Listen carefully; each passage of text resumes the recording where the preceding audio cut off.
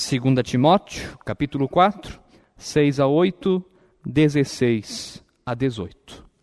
Quanto a mim, estou sendo já oferecido por libação, e o tempo da minha partida é chegado. Combati o bom combate, completei a carreira, guardei a fé. Já agora a coroa da justiça me está guardada, a qual o Senhor, reto juiz, me dará naquele dia. E não somente a mim, mas também a todos quantos amam a sua vinda. Versículo 16. Na minha primeira defesa, ninguém foi a meu favor. Antes todos me abandonaram. Que isso não lhe seja posto em conta. Mas o Senhor me assistiu e me revestiu de forças, para que por meu intermédio a pregação fosse plenamente cumprida, e todos os gentios a ouvissem. E fui libertado da boca do leão. O Senhor me livrará também de toda obra maligna e me levará salvo para o seu reino celestial. A Ele a glória pelos séculos dos séculos. Amém. Lâmpada para os nossos pés é a palavra de Deus e luz para guiar o nosso caminho. Amém. Que a graça do Senhor Jesus Cristo, o amor de Deus, o Pai e a comunhão do Espírito Santo estejam conosco. Amém. Amados irmãos e amadas irmãs, se no Evangelho de Lucas, a qual nós agora ouvimos um pequeno trecho, se neste Evangelho o personagem principal era o Senhor Jesus, no livro de Atos dos Apóstolos, que também foi escrito por Lucas, o personagem principal é o apóstolo Paulo. Jesus tinha consigo 12 discípulos, a qual ele instruiu, a qual ele acompanhou, a qual ele revelou o Evangelho, revelou a si mesmo a eles, e deu a esses 12 a missão de levar o Evangelho a todos os lugares do mundo. Claro, nós sabemos a história, Judas no meio do caminho se perdeu, mas mesmo assim foi escolhido posteriormente Matias para assumir o seu lugar. Mas surge também a figura do apóstolo Paulo como alguém que Deus chama para comunicar o Evangelho a todos os povos, a todos os confins da terra, do mundo conhecido da época. E o apóstolo Paulo não é qualquer pessoa. Da fé cristã se considera que, após o Senhor Jesus, Paulo é a figura mais importante. Porque sem o apóstolo Paulo, o Evangelho provavelmente não teria chegado em muitos lugares, onde, pela sua pregação, pela sua coragem, pelo seu testemunho, pelo seu anúncio, chegou.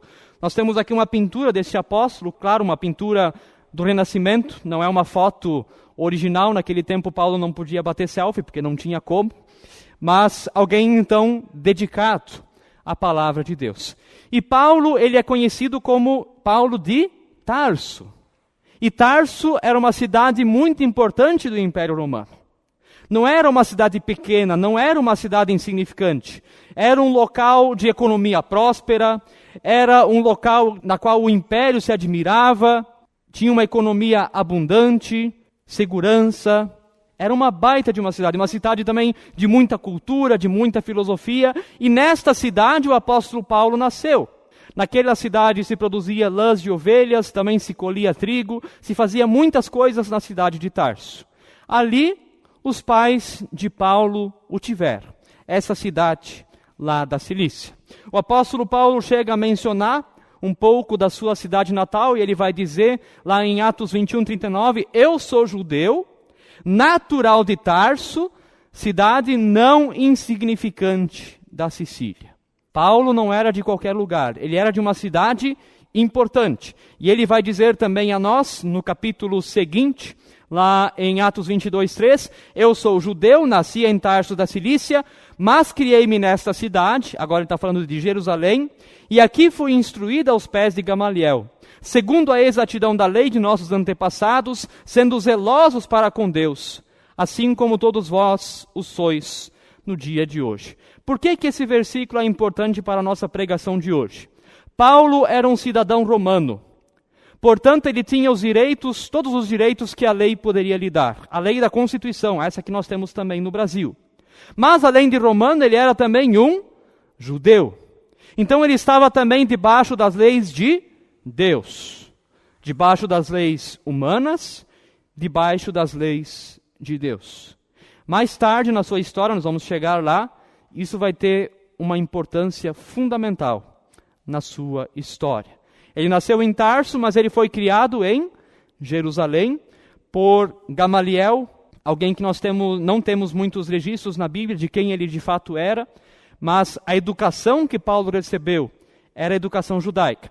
A gente pode resumir isso dizendo que ele conhecia muito bem o Antigo Testamento. Ele foi muito educado naquilo que dizia a palavra de Deus, de Gênesis até Malaquias. Tudo isso Paulo conhecia. E esse apóstolo Paulo, então, também vai nos dizer, na palavra, conforme Filipenses, capítulo 3, versos 5 e 6, falando desse judaísmo da qual ele pertencia, circuncidado ao 8º dia, da linhagem de Israel, da tribo de Benjamim, hebreu de hebreus, quanto à lei fariseu, quanto ao zelo perseguidor da igreja, quanto à justiça que há na lei, irrepreensível. Paulo faz questão de dizer que sim, ele era um cidadão romano, debaixo das leis dos homens, mas também era um judeu, tanto que ele foi circuncidado ao 8º dia. Pastor, o que é isso? Socorro! A circuncisão era um ritual que os judeus tinham, na qual se fazia um pequeno corte no órgão genital masculino da criança no 8º dia após o nascimento. Todo judeu passava por esse ritual. A gente pode pensar que coisa absurda. 8 dias depois de nascer já passar por uma cirurgia em algo tão delicado. Mas eram as tradições dos judeus e Paulo também passou por esse ritual. Então, Paulo era alguém que entendia da palavra, Paulo era alguém que entendia das leis de Deus. Tanto que ele era também um fariseu, alguém que conhecia as leis e tentava cumprir ela aos pés da letra. Porém, um dia mudou tudo, um dia Paulo teve uma nova perspectiva, Gálatas 1, 15 e 16. Quando, porém, ao que me separou antes de eu nascer e me chamou pela sua graça, aprouve revelar seu Filho em mim para que eu o pregasse entre os gentios, sem demora, não consultei carne nem sangue. O que vai acontecer? Nós conhecemos a história do apóstolo. Ele era um perseguidor dos cristãos porque ele conhecia tanto a lei dos judeus que ele dizia o cristianismo não é uma coisa correta. Não há outro Deus além do Deus de Israel. Como é que estão chamando agora que Jesus é o Filho de Deus? Isso era impossível. Paulo perseguia os cristãos. Quando nós temos em Atos o relato de Estevão, que foi então o primeiro mártir cristão, a primeira pessoa que foi morta por causa da fé, lá diz que Paulo aprovava e Paulo estava junto na morte daquele cristão. E Paulo perseguia em especial os judeus, ou seja, os da sua religião, que aderiam ao cristianismo. Paulo era um perseguidor, alguém que matava pessoas em nome da lei de Deus. Até que um dia ele no caminho para Damasco, de cavalo, ouviu uma voz que dizia: Saulo, Saulo, por que me persegues? E essa voz era do próprio Jesus. Ele cai do cavalo, literalmente cai do cavalo, fica cego por alguns dias, provavelmente bateu a parte frontal da cabeça. E quando ele tem esse encontro com Jesus, a vida do apóstolo muda completamente. De perseguidor, ele passa a ser agora perseguido por causa do Evangelho. Por isso ele vai dizer, ele chegou a essa conversão um pouco mais tarde, mas Deus já o conhecia antes de o nascer e já o separou para que ele conhecesse a graça de Deus, a graça e o amor de Jesus para levar o Evangelho a todos os lugares. Lá em maio nós vimos um pouco da segunda viagem missionária de Paulo, quando ele percorreu várias cidades e ele querendo ir para o Oriente, mas Deus lhe manda para o Ocidente, para Filipos. E quando ele chega na cidade de Listra, ele conhece uma pessoa que também foi fundamental na sua caminhada. Até ali quem acompanhava Paulo era Barnabé, mas eles tinham um desentendimento, a Bíblia não esconde isso. A Bíblia não esconde a sujeira debaixo do tapete, ela fala as coisas, ela diz a verdade. Paulo e Barnabé se desentenderam. Paulo faz a sua segunda viagem missionária em parte sozinho, até ele chegar em Listra, onde ele conhece Timóteo. E Timóteo passa a ser a figura, a pessoa que vai acompanhar a Paulo, tanto nas suas viagens, como também nas suas alegrias e nos seus sofrimentos. Nessa relação, Paulo e Timóteo, nós aprendemos como é importante ter irmãos e irmãs na fé. Pastor, por que nós chegamos agora em Timóteo? Porque a primeira leitura que nós ouvimos é uma carta endereçada a Timóteo. Uma carta que Paulo escreve a Timóteo. Inclusive, 2 Timóteo, não sei se sabiam, 2 Timóteo é a última carta escrita pelo apóstolo Paulo. Depois nós vamos falar um pouco mais também sobre isso. E o que Paulo então diz sobre esse seu amigo Timóteo? Timóteo era alguém que desde a infância sabia sacar as letras, e Paulo diz a ele que podem tornar-te sábio para a salvação em Cristo Jesus. Provavelmente na primeira viagem missionária de Paulo, ali Timóteo ouviu o evangelho ainda criança ou adolescente, conheceu essa palavra, e agora, já um pouco maior, acompanha Paulo na sua viagem missionária. E o resultado disso tudo, como vai também nos dizer a palavra, conforme Atos 16:5, a igreja crescia em número dia para o dia. Da importância deste perseguidor que Deus chamou e que se tornou um perseguido por causa do evangelho. Muitas vezes nós pensamos que Deus só chama os bons. Paulo não era nada bom. A gente pode dizer, pelas leis de hoje, era um assassino. Não via direito humano nenhum, não tinha tolerância com quem pensava diferente. Isso também nem existia, essa ideia na época. Mas é esse apóstolo, é essa pessoa chamada Paulo de Tarso, que Deus chamou para espalhar o evangelho, juntamente com Timóteo, por todos os lugares conhecidos da época. E você sabe que Paulo não andou pouco? Eu primeiro queria olhar na Bíblia e fazer as contas, mas depois eu vi que um teólogo presbiteriano chamado Tim Carriker, ele já tinha se dado esse trabalho de contar quantos quilômetros Paulo percorreu na sua vida missionária. Eu coloquei lá no Instagram para as pessoas darem chutes. Uns sugeriram 600 quilômetros, daí eu falei mais. Aí falaram 1.000 e não sei quantos quilômetros, mais.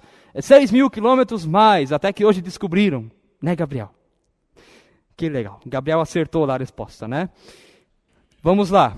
Por terra, o apóstolo Paulo percorreu 13.730 quilômetros em 552 dias. Gente, não tinha carro nem avião naquela época, só para lembrar. Se a gente fizer a conta, 24 km por dia dá uma velocidade média de 1 km por hora. Só que, claro, isso não é real porque ele não ficava só andando. Ele parava, pregava o evangelho, dormia, comia, ia no banheiro, tudo aquilo que um apóstolo também precisa fazer.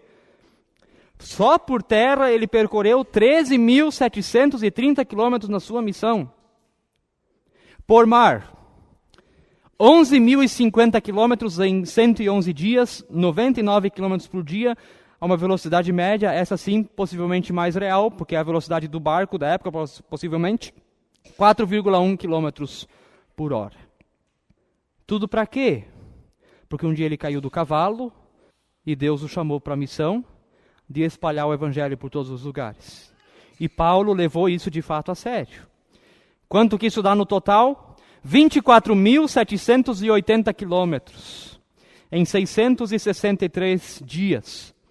37 quilômetros por dia. Gente, quase 25.000 quilômetros para pregar o evangelho. Não tinha carro, não tinha avião, acho nem bicicleta não tinha. Talvez a cavalo alguma coisa. Mas Paulo não era alguém de muitas posses, então possivelmente também não. E quem estava com ele? Timóteo. Quando nós vemos isso, nós começamos a ver a importância de Paulo na história do Novo Testamento, na história da igreja, porque aquilo a qual Deus chamou Paulo quase 2000 anos atrás, essa obra chega a nós aqui também no Brasil, aqui também em Sapiranga, e ainda hoje esse evangelho continua se espalhando pelo mundo inteiro.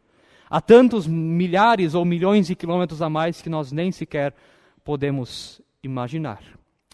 E junto com o Paulo, em suas alegrias, em suas tristezas, estava Timóteo. E Timóteo foi tão importante na caminhada de Paulo, que várias cartas que o apóstolo Paulo escreveu e que estão no Novo Testamento, no primeiro versículo de várias delas aparece o nome de Timóteo. Eu trouxe aqui só alguns exemplos. Por exemplo, lá em 1 Tessalonicenses 1:1, o primeiro versículo do livro diz assim: Paulo, Silvano e Timóteo, a igreja dos Tessalonicenses, em Deus Pai e no Senhor Jesus Cristo, graça e paz a vós outros. Não é só Paulo que estava ali na carta. Ele escreveu, mas quem estava com ele? Silvano e Timóteo. O mesmo vai acontecer lá em 2 Tessalonicenses, no primeiro versículo também da carta.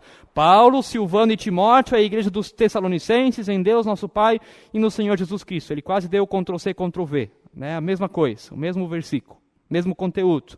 De novo, Timóteo.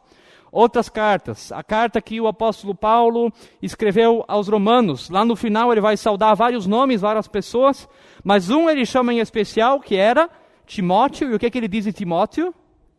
Meu cooperador. E às vezes nós esquecemos da importância, ou talvez nem sabíamos da importância que Timóteo teve na caminhada de Paulo. Um cooperador. O livro de Filipenses, capítulo 1, verso 1. Primeiro versículo do livro. Paulo, apóstolo de Cristo Jesus, pela vontade de Deus, e o irmão Timóteo, a igreja de Deus que está em Corinto e a todos os santos em toda a Acaia. De novo, Timóteo está junto nessa história. Ali era, na verdade, 2 Coríntios 1, não era Filipenses, né? Agora sim, Filipenses 1:1. Paulo e Timóteo, servos de Cristo Jesus, a todos os santos em Cristo Jesus, inclusive bispos e diáconos que vivem em Filipos. Não é só Paulo, é Paulo e Timóteo. Vamos temar mais um pouco? Colossenses 1:1. Paulo, apóstolo de Cristo Jesus, por vontade de Deus, e o irmão Timóteo, aos santos e fiéis irmãos em Cristo que se encontram em Colossos, graça e paz a vós outros da parte de Deus. Está ali o irmão Timóteo, de novo. São várias cartas do Novo Testamento em que Paulo dá uma importância, claro, ele era servo de Cristo, mas dá uma importância a esse irmão tão importante da sua caminhada, que era Timóteo. Então ele escreve 2 Timóteo, a última carta que ele escreveu, como eu já disse. E como é que Paulo está quando ele escreve essa carta? Ao seu amigo, ao seu cooperador, ao seu companheiro de viagem, ao seu irmão na fé. Paulo está preso. E ele está próximo de ir ao tribunal imperial, passar pelo julgamento romano.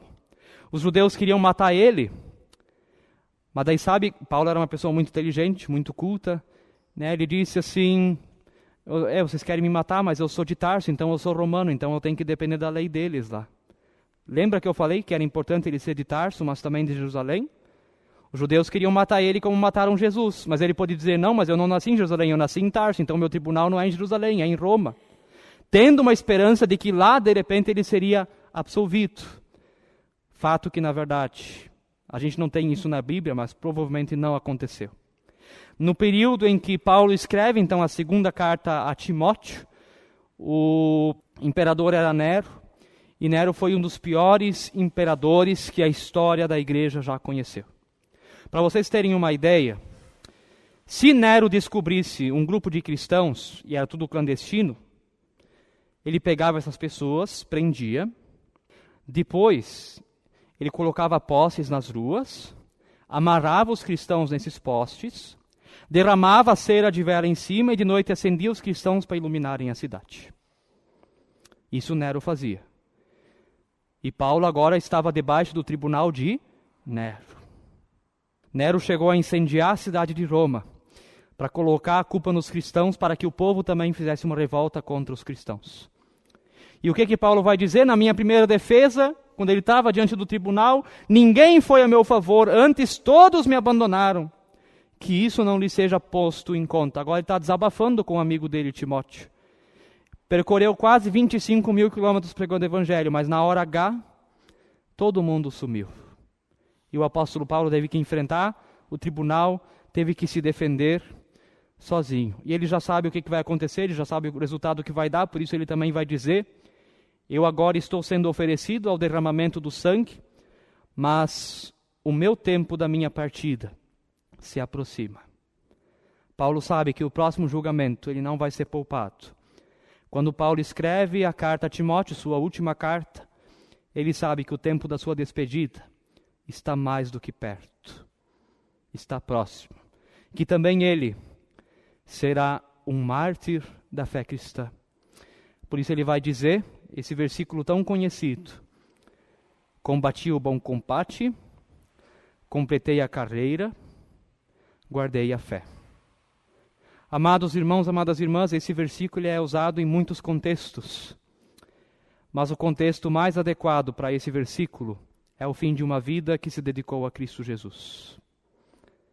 Onde a gente pode dizer de fato, vivi uma vida de fé, sou pecador, mas conto com o perdão e a misericórdia de Deus, vivi o Evangelho na prática do dia a dia, e posso dizer, combati o bom combate, completei a carreira, guardei a fé. Eu sempre digo, a gente sabe que um dia chegará o dia da nossa morte, se o Senhor Jesus não voltar antes disso, mas que demore bastante ainda o dia da nossa morte.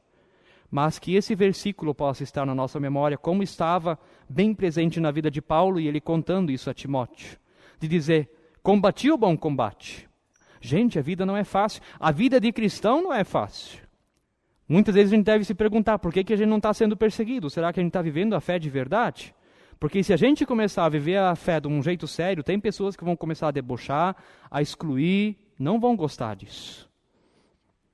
Combati o bom combate, completei a carreira, fiz aquilo que Deus colocou no meu propósito de vida. E mais importante, guardei a fé. Guardei a fé no nosso Deus. E Paulo vai dizer, já agora a coroa da justiça me está guardada. Olha que jeito, desculpa dizer, mas que jeito bonito de morrer. A coroa da justiça me está guardada, a qual o Senhor, reto juiz, me dará naquele dia. E não somente a mim, mas também a todos quantos amam a sua vinda. Aqueles que esperam a volta do Senhor Jesus para nos levar para o reino celestial. De sabermos que o dia do Senhor vem quando nós não sabemos, mas vem. Mas estar preparado para receber o reino celestial que Deus tem preparado para nós. O Senhor me livrará também de toda obra maligna e me levará salvo para o seu reino celestial. A Ele a glória pelos séculos dos séculos. Amém. E o último versículo que nós poderíamos considerar então as últimas palavras mesmo do apóstolo Paulo. O Senhor seja com teu espírito, a graça seja convosco. É isso que Ele, antes de morrer, deseja também a nós como igreja. Que a graça do Senhor Jesus esteja com a gente. E que o Senhor seja com o nosso espírito. Que Ele esteja em nós. Podemos considerar essas as últimas palavras de alguém que estava perto para morrer. Nós estamos na semana da Reforma Protestante, para a gente encerrar.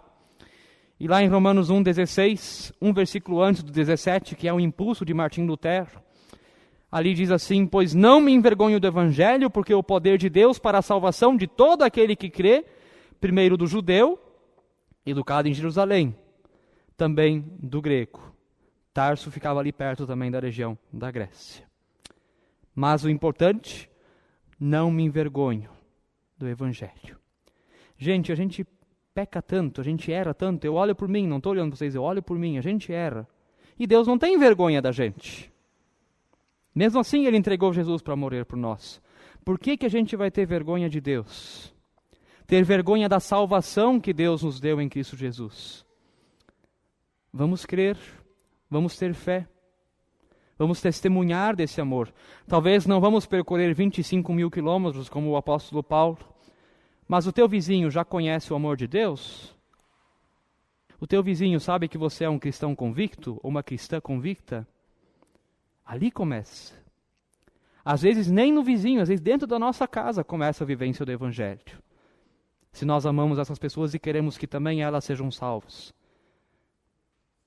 O desejo de Deus é que todos sejam salvos e cheguem ao pleno conhecimento da verdade. Diz também lá em Timóteo. Que possamos viver o Evangelho em casa, na vizinhança, na profissão, na escola, na universidade, também na igreja. Eu sempre digo, ser cristão dentro da igreja é fácil, nós temos que ser cristãos lá fora, é lá que está precisando. Porque ser luz onde tem luz não muda muita coisa, mas ser luz onde é escuro, aí sim faz grande diferença. Que Deus possa nos ajudar nessa missão para que um dia possamos dizer, vamos ler juntos? Combati o bom combate, completei a carreira, guardei a fé. E a paz de Deus, que excede todo entendimento, guardará os nossos corações e as nossas mentes em Cristo Jesus. Amém. Convido aqueles e aquelas que podem a se colocarem de pé. E nós queremos confessar o Deus que nós cremos. E nós fazemos isso através das palavras do credo apostólico, dizendo: creio em Deus Pai Todo-Poderoso, Criador do céu e da terra, e em Jesus Cristo, seu Filho unigênito, nosso Senhor, o qual foi concebido pelo Espírito Santo, nasceu da Virgem Maria, padeceu sob poder de Pôncio Pilatos, foi crucificado, morto e sepultado, desceu ao mundo dos mortos, ressuscitou no terceiro dia, subiu aos céus e está sentado à direita de Deus Pai Todo-Poderoso, de onde virá para julgar os vivos e os mortos. Creio no Espírito Santo, na Santa Igreja Cristã, a comunhão dos santos, na remissão dos pecados, na ressurreição do corpo e na vida eterna. Amém. Eterna. Amém. Eterna. Amém. Eterna.